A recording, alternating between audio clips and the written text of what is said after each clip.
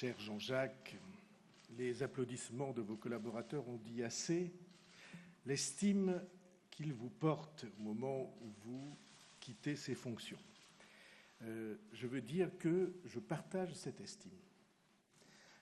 Pour vous, pour votre action, pour ce que vous avez entraîné et pour les combats qui ont été les vôtres, en particulier les combats pour les moyens de la justice.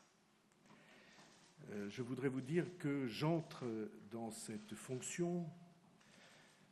En effet, le président de la République a voulu qu'elle soit distinguée par ce titre de ministre d'État qui marque l'importance de la fonction. Et j'entre dans cette fonction avec un premier sentiment qui est un sentiment de reconnaissance. Reconnaissance à l'égard de celles et ceux qui donnent tant à cette œuvre immense qui est celle de la justice de notre pays. Les magistrats, l'ensemble des personnels, ceux qui ont la si lourde charge des prisons, ceux qui assument les responsabilités de légistes, ceux qui portent l'administration, tout cela, j'en ai été le témoin, comme vous, avant d'être garde des Sceaux, tant à la commission des lois où nous avons siégé ensemble que dans ma ville, dans notre ville, vous à Quimper, moi à Pau, et j'ai toujours été fasciné par la distance extraordinaire qu'il y avait entre les moyens mis à la disposition de ces femmes et de ces hommes et leur dévouement ou leur engagement dans la mission qui est la leur. Je n'ai pas dit le métier, j'ai dit la mission. Et pour beaucoup d'entre eux, la vocation qui est la leur. Et donc c'est avec ce sentiment de reconnaissance que je prends le relais de la responsabilité que vous avez occupée pendant 15 mois. Je veux dire une deuxième chose, que peut-être nos concitoyens ne saisissent pas du premier regard, c'est que la justice est la clé de voûte d'une société de confiance. Et s'il y a une chose que je ressens si profondément, c'est qu'une société démocratique ne peut pas vivre sans confiance, et spécialement sans confiance dans sa justice. Or, vous y avez fait allusion, trop souvent, des attaques sont portées contre ces décisions, contre ces procédures, et ce sont des attaques contre lesquelles je m'inscrirai en défense. Ce n'est pas d'aujourd'hui. Comme vous le savez, il m'est arrivé de mener beaucoup de combats autour de l'indépendance de la justice, autour de la défense d'un certain nombre de procédures et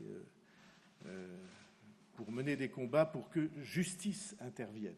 Je ne dis même pas justice soit faite, c'est une formule un tout petit peu marquée, mais pour que justice intervienne dans des domaines d'où on voulait l'exclure. Et donc, pour moi, cette idée d'une clé de voûte d'une société de confiance, je la lis à bien des égards. Confiance des citoyens dans la justice. Confiance à l'intérieur de l'univers de la justice, quelles que soient ses formes. Confiance de l'univers de la justice dans ceux qui ont la charge de la conduire et de porter les décisions à prendre. Toutes ces confiances-là, je m'appliquerai à les restaurer si elles ont été fragilisées, à les faire naître quand, au contraire, elles sont effacées, à les renforcer quand elles existent. Et cette confiance à l'intérieur de l'univers de la justice et entre les citoyens et la justice et entre le monde de la justice et ceux qui la gouvernent sera pour moi un objectif de tous les instants. Je suis décidé comme l'ensemble du gouvernement et comme le président de la République sur ce sujet particulier, à aller très vite.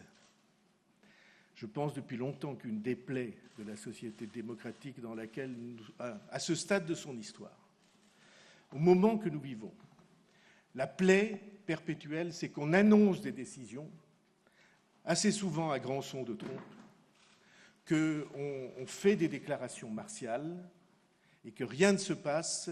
Vous revenez 6 mois après, 9 mois après, 2 ans après, rien n'a changé. Alors, je comprends très bien les raisons, je les ai très souvent analysées dans beaucoup de livres.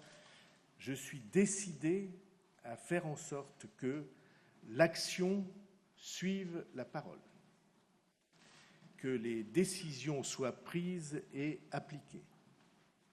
Et je parle de ces décisions prises et appliquées dans tous les sens que cette phrase peut prendre, y compris, naturellement, les décisions judiciaires. Mais que les choses changent là où elles doivent changer et vite.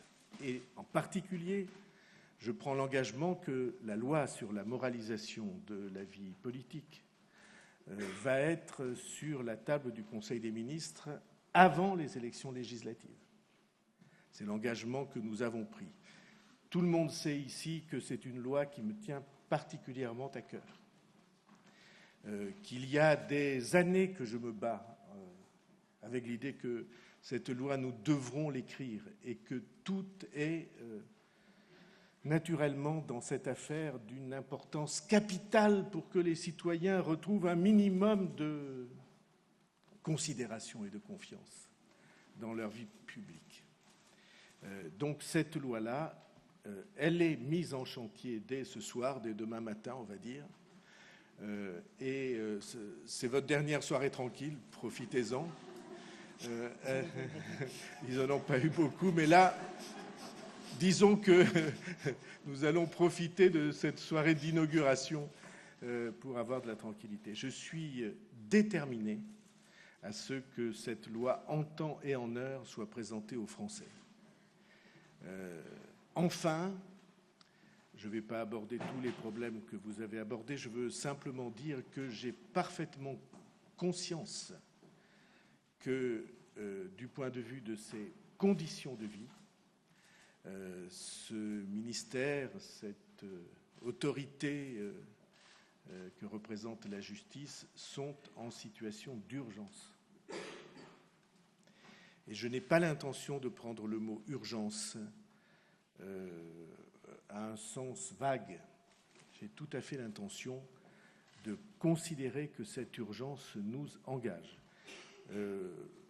Vous avez lancé, contribué à faire naître l'idée de l'urgence en matière de moyens et fait prendre un certain nombre de décisions.